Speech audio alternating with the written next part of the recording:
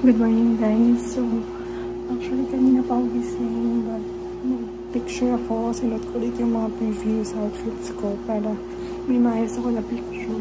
So, okay naman. Tapos na ako. So, mag-picture ulit tayo pero yung outfit ko na today. So, dito suotin for Isla Cabana. Well, isipin muna natin.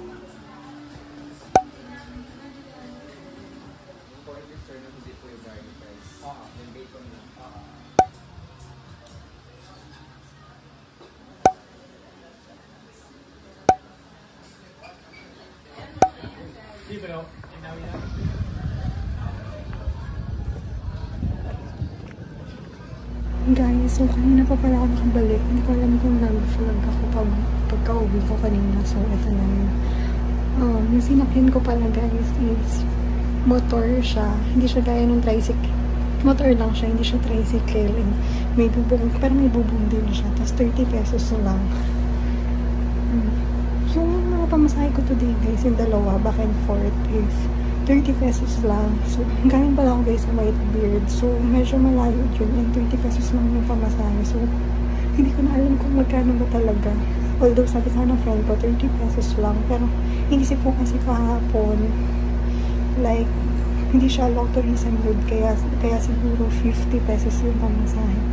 Pero ngayon, 30 pesos lang yung sinisingin sa akin. Anyway, guys, may problem pala.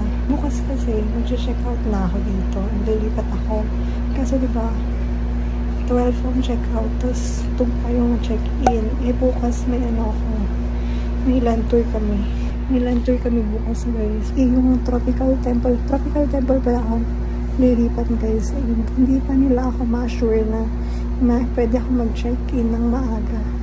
Kasi subject to availability pa daw. So, mamaya paglabas ko, tatanong ko dyan kung pwede ako mag-extend or mag-late checkout. Sana mayroon na available. Kasi hindi ko wala nakaka-picture dun sa may harap. And gusto ko sana mag-swimming kaso walang nagsiswimming dun. So, nahihiya ako. So, tatanong ko rin kung pwede makiswimming sila dyan para may kasama ako. So, it's my third to the last day in Siargao. Pinapanood ko yung mga previous videos na na-take ko. And guys, naalala nyo ba na sinabi ko sa inyo na merong waiter na nakatingin sa akin na magsiswimming na ako. And yeah, like sabi nung waitress na alam ko na ganawan mo. Yeah, nakita ko pala na na-videohan ko siya. I mean, hindi siya. Yung scene yon naririnig dun na sinabi ni ate na alam ko na yung galawan nyo. And makikita nyo rin dun. Ako lang talaga mag-isa yung nagsiswimming.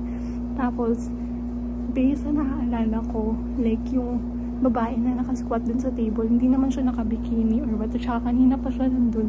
Like, it just so happened na nung kakababa ko lang sa pool. Tsaka, nagsabi ng ganun si ate. Like, guys, to think na isa yung Siargao sa mga expensive resorts na meron yung Siargao and like hindi man lang trained yung waiter na you know yun.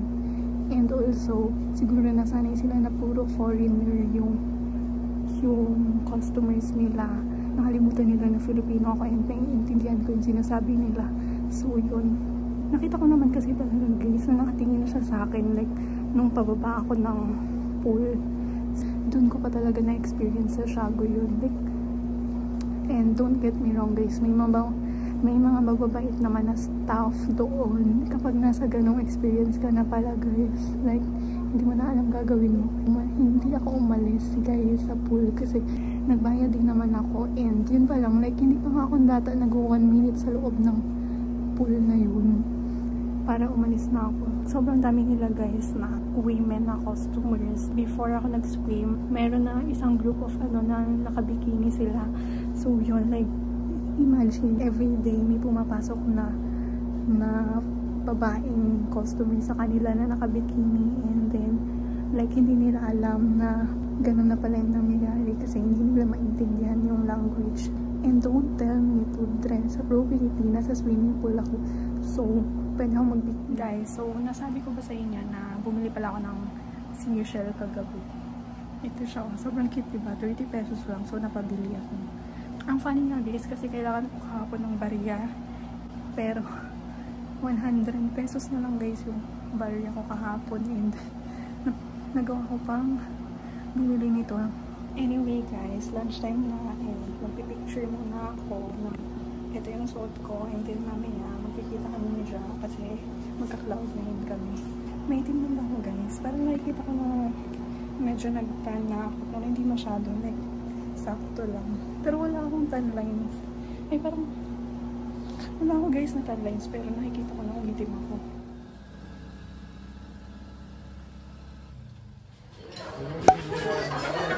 Hello. Ito yung Rakan Bag Tagalog na yun.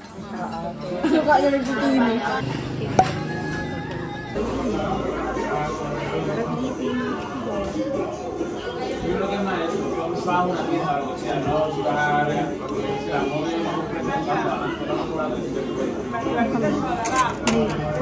Ay, gata? Gata?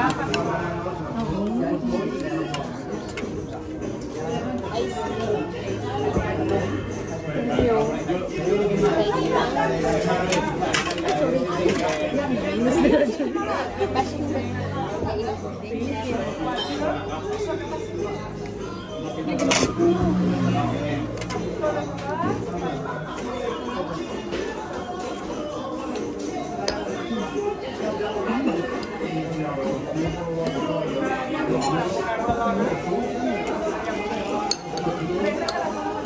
Kaya gusto mo ito? Ano yan? Mango mango. Spicy mango. Langang. Yung ano, yung kayo. Lasang ano? Lasang ano? Yung maasim na mangga? Yung hilaw? Indian? Share. Sumuli ka ba? Sarap. Ay, wala yan. Ay, masarap to. Passion fruit. Oo, sarap. Indian mango. Diba? Oh my gosh, kumahinos na ako. Ano? Ay, hindi na normal lang.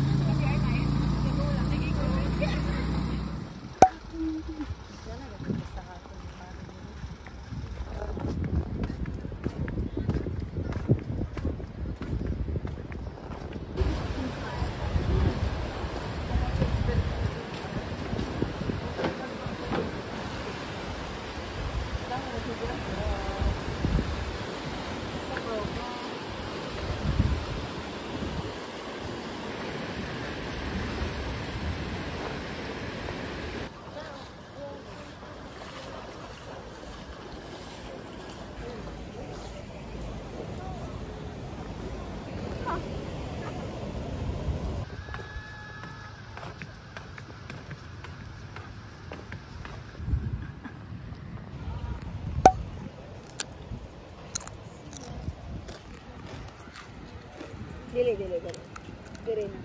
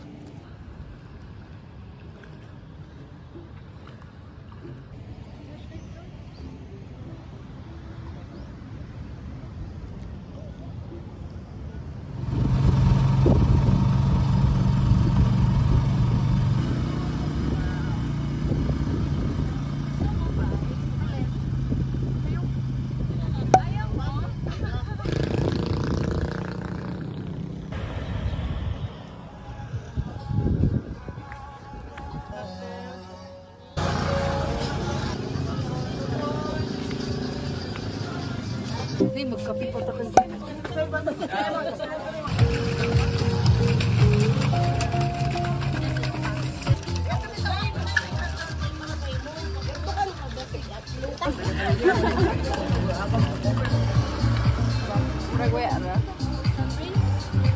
Wow. Inumin mo daw siya pag wow. Gaganon.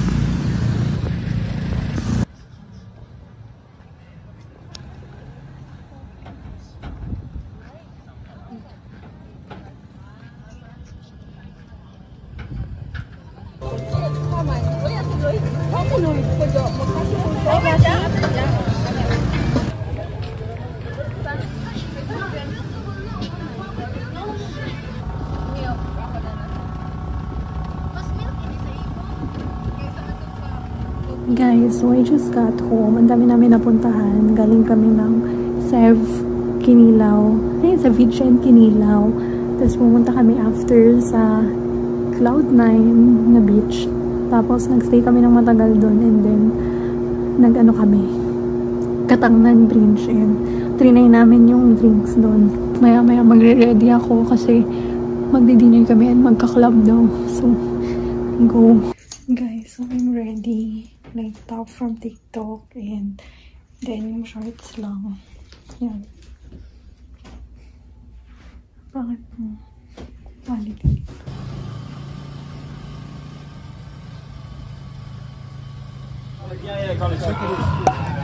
Kuyak ko sa buto niya kaga.